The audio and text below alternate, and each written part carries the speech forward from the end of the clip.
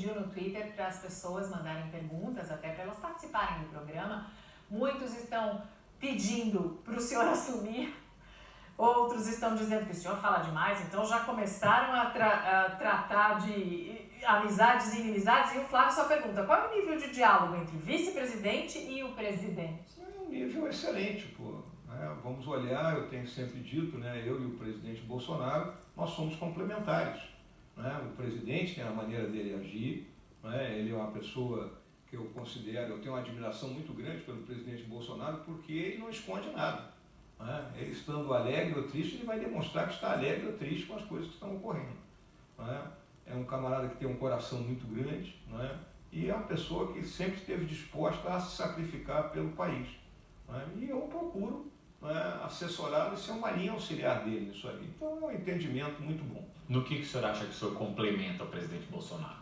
É aquela história, o presidente viveu 30 anos como político. Né? Eu, ao longo desses mesmos 30 anos, o Exército me deu outras oportunidades, né? De viajar por outros países, de conhecer, né, o modo de vida de outras pessoas, né, de assumir alguns cargos de relevância dentro da instituição que eu servi. Isso me deu uma outra bagagem. Então, ele tem uma enorme bagagem política e eu tenho uma bagagem de conhecimento do nosso país e da nossa... Que outros idiomas o senhor fala?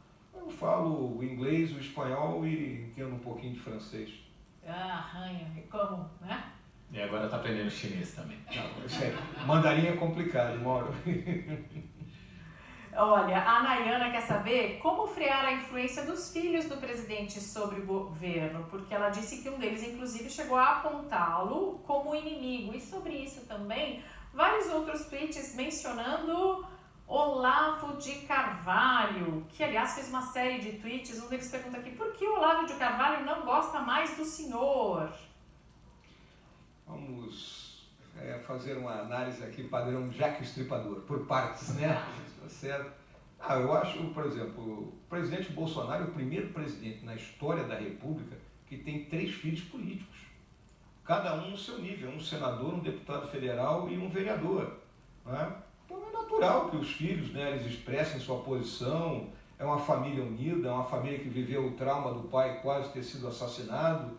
Né? Então eu acho que o tempo vai colocar cada um, né, na sua função precípua, né, sem maiores problemas. Tá? Não vejo problema nisso aí. Quanto ao Olavo de Carvalho, né, o Olavo de Carvalho agora ele acha que eu sou comunista, né? Paciência, é questão de opinião, né? Mas ele tem uma influência sobre os filhos do Bolsonaro, pelo menos. Se não sobre o próprio Bolsonaro, Indicou né? 2 ministros para o governo. Existe uma influência desse professor sobre não vou dizer o governo, mas sobre o governante e sua família. É atribuída ao Olavo de Carvalho, né, a indicação do ministro de Relações Exteriores, né? Qual é o outro? Da Educação, o Vélez Rodrigues, né? E eu acho que os 2 ministros estão fazendo o papel deles, né?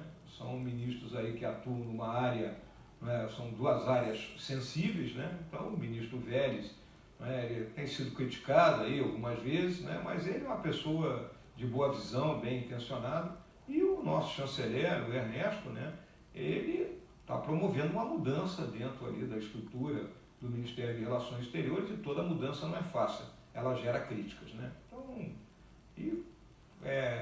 quanto à influência do Olavo, né, sobre os filhos do Bolsonaro, cada um, né? Tá certo? Mas o senhor está sendo apontado como um agente de esquerda dentro do governo. O senhor é de esquerda, general? Poxa, no final do ano passado, ali no final da campanha do primeiro turno, eu encontrei um companheiro, um amigo aí, que é deputado, hoje deputado federal, né?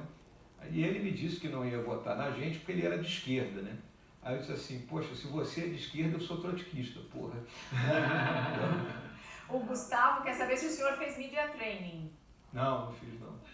Mas essa questão que ficou muito polarizada durante a eleição, ser de esquerda é algo tão negativo assim? Qual o problema e qual o diálogo, até onde o diálogo é possível com a esquerda? Mauro, eu sou um crítico quanto mais dos conceitos de direita e esquerda. São conceitos do século XVIII, da Revolução Francesa, né, onde quem sentou à direita do rei eram os nobres, né? Então, portanto, em tese, inimigos do povo, e quem sentou à esquerda do rei eram os revolucionários, em consequência, a esquerda era boa. Então, é maniqueísmo isso aí, né? Eu acho que nós temos que nos libertar desse conceito. O que eu vejo é o seguinte: tem políticos com uma visão social mais aguçada e tem políticos com uma visão, digamos assim, estruturante, né, e objetiva nas necessidades de um país mais aguçada.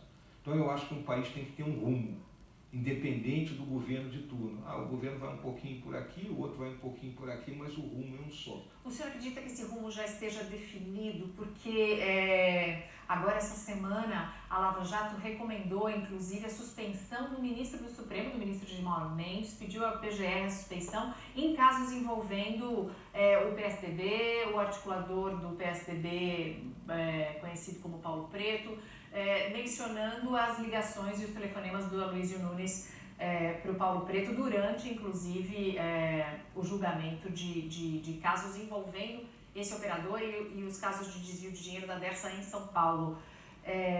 O senhor acredita que a gente esteja no caminho certo? Esse caminho passa também por uma Lava Jato no STF?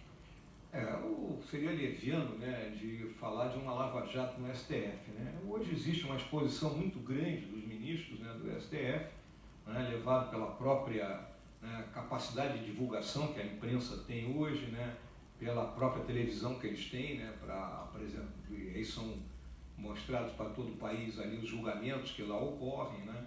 Nós aí ao longo dos últimos, vamos colocar aqui, 13 anos, né? Nós temos vivido ininterruptamente uma série de escândalos políticos, né, envolvendo, né, pessoas que antigamente não seriam, né, envolvidas em assuntos dessa natureza. Ou não seriam porque não se meteriam, ou não seriam porque a água não chegaria no pescoço deles. Então isso foi uma mudança radical no nosso país para melhor, né? Então as pessoas passaram a entender que o pau que bate em Chico, bate em Francisco também. Eu acho que isso foi muito bom.